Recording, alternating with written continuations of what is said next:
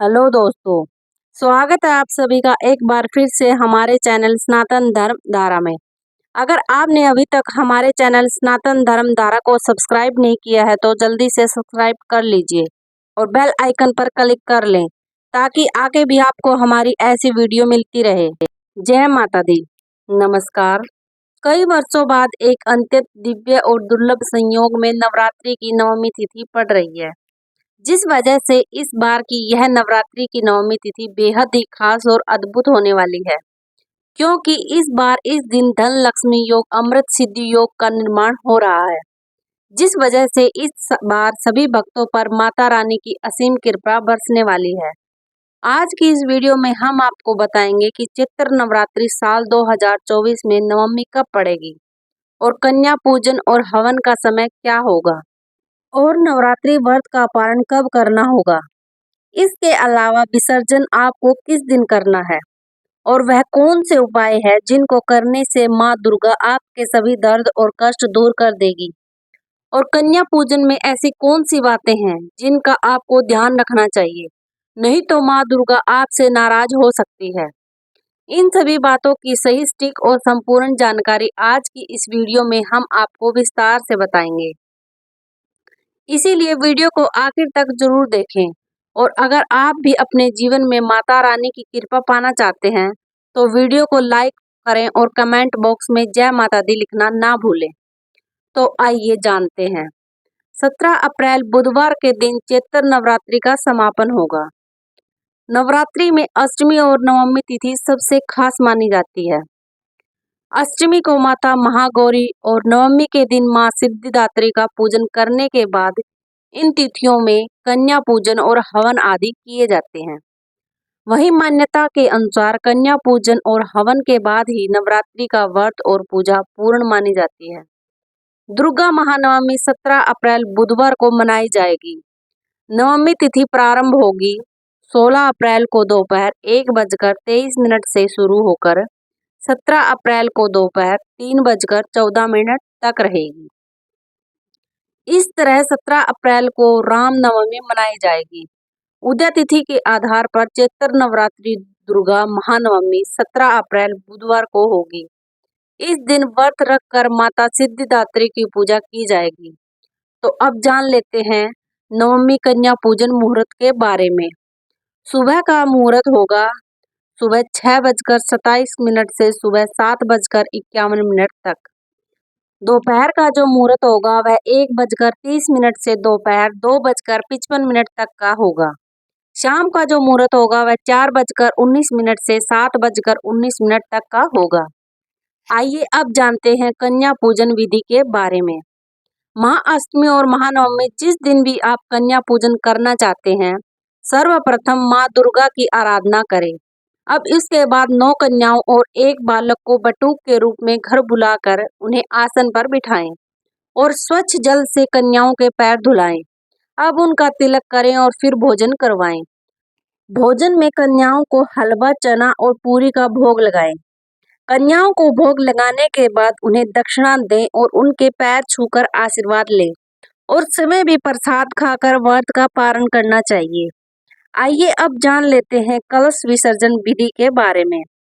शास्त्रों के अनुसार कलश का जल और कलश में डाली जाने वाली चीजें जैसे सिक्का, अक्षत, सुपारी, हल्दी की गांठ, दूब, आम या अशोक के पत्ते सुख, समृद्धि और जीवन में पॉजिटिव एनर्जी लाते हैं।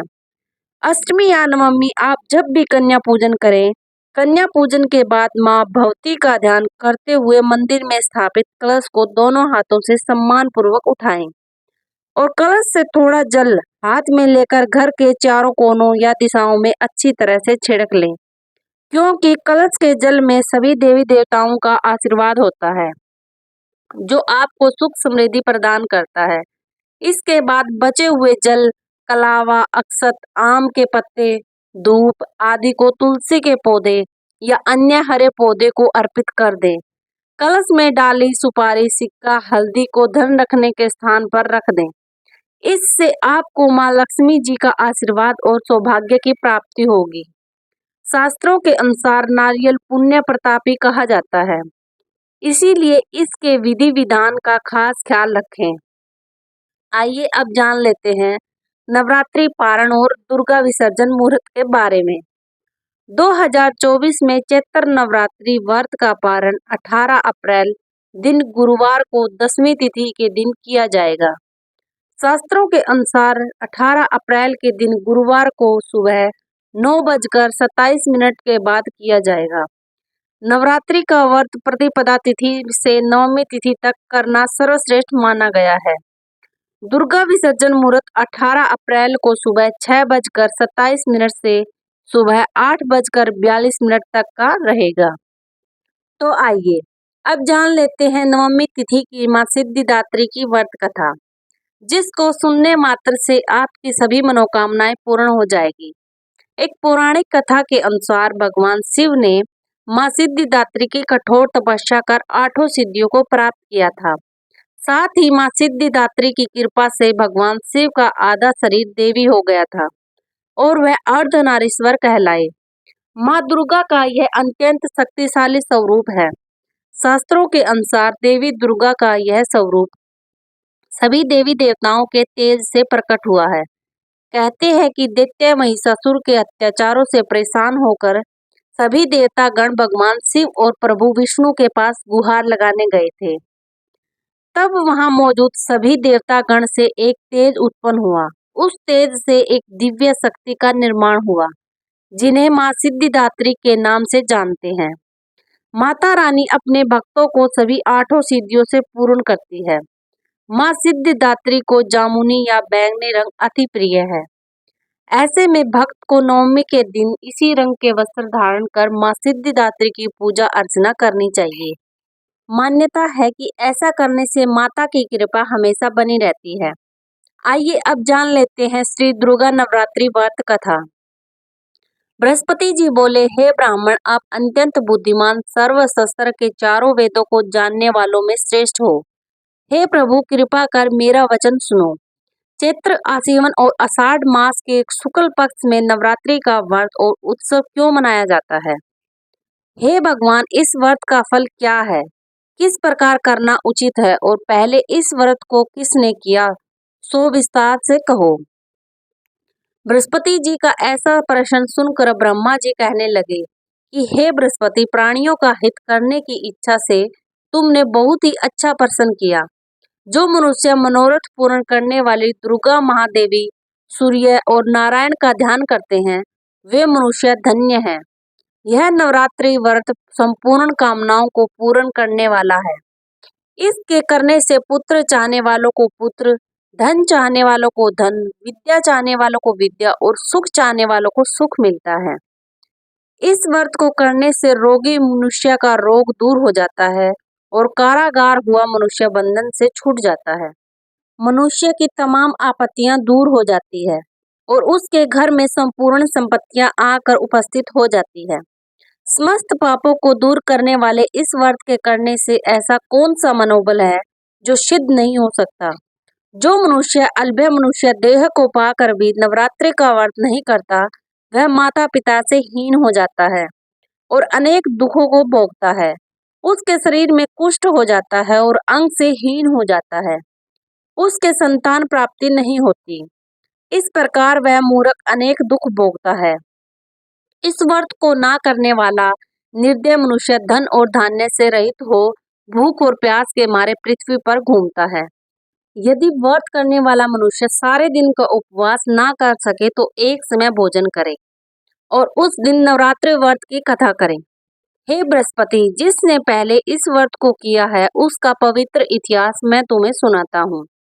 तुम सावधान होकर सुनो। इस प्रकार ब्रह्मा जी का वचन सुनकर बृहस्पति जी बोले, हे ब्राह्मण, मनुष्यों का कल्याण करने वाले इस व्रत के इतिहास को मेरे लिए कहो। मैं सावधान होकर सुन रहा हूँ। आपकी शरण में आए हुए मुझ पर कृपा करो। ब्रह्मा जी बोले, पीठ नाम के मनोहर नगर में एक अनाथ नाम का ब्राह्मण रहता था। वह भगवती दुर्गा का भक्त था। उसके संपूर्ण सद्गुणों से युक्त मनोब्रह्मा की सबसे पहली रचना हो ऐसी यथार्थ नाम वाली सुमति नाम की एक अत्यंत सुंदर पुत्री उत्पन्न हुई।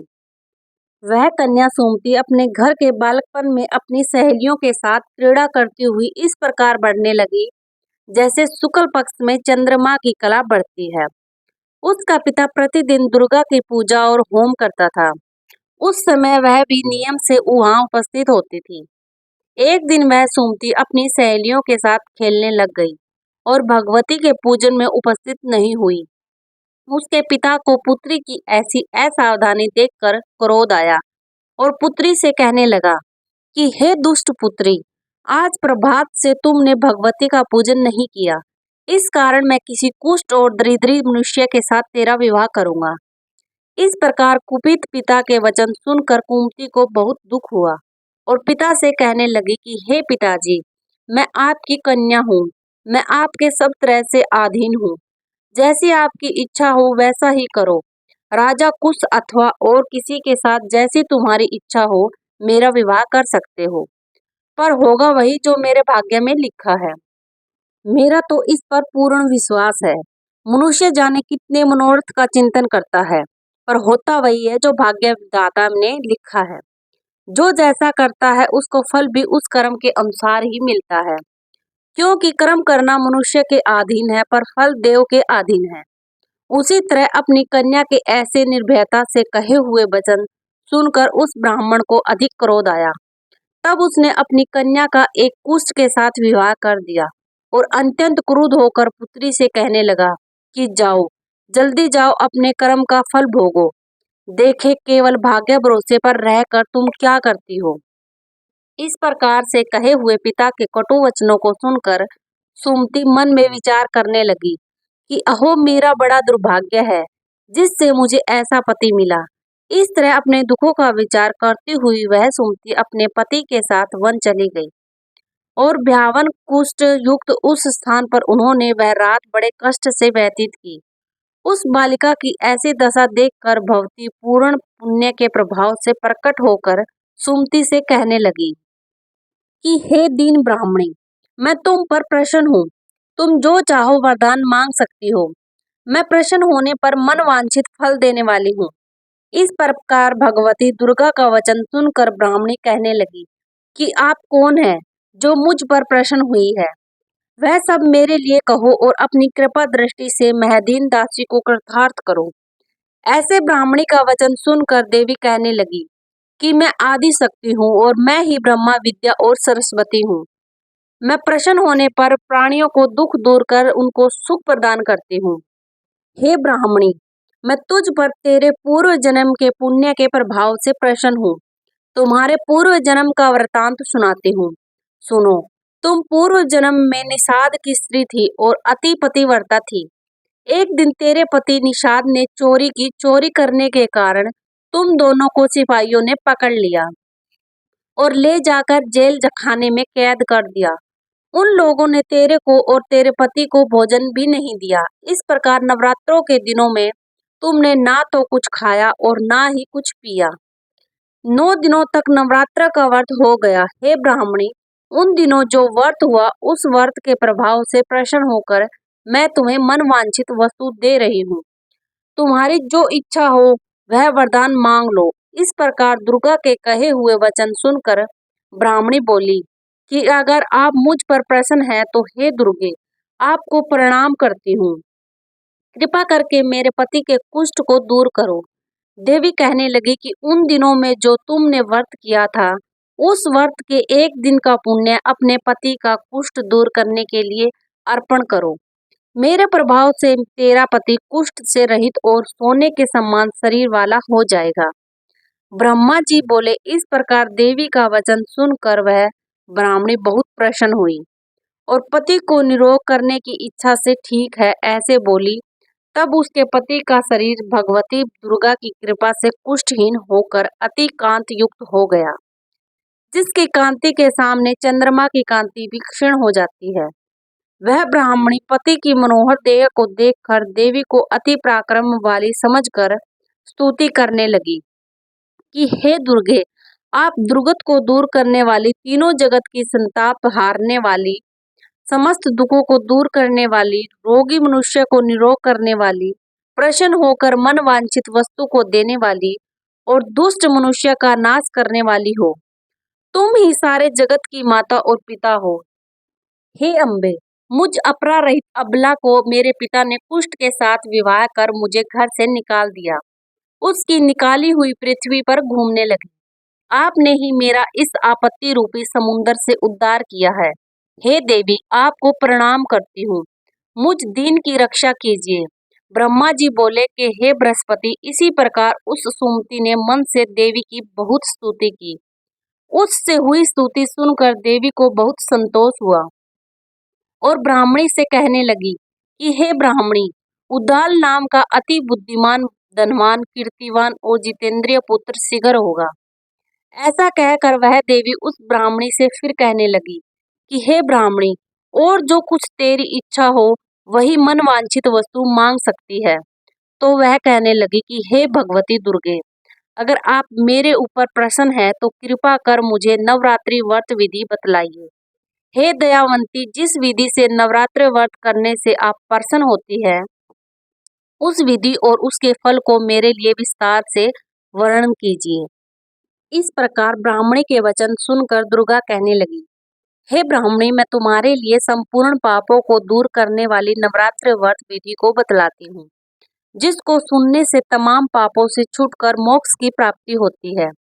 आश्विन मास के शुक्ल पक्ष की प्रतिपदा तिथि से लेकर 9 दिन तक विधि पूर्वक व्रत करें।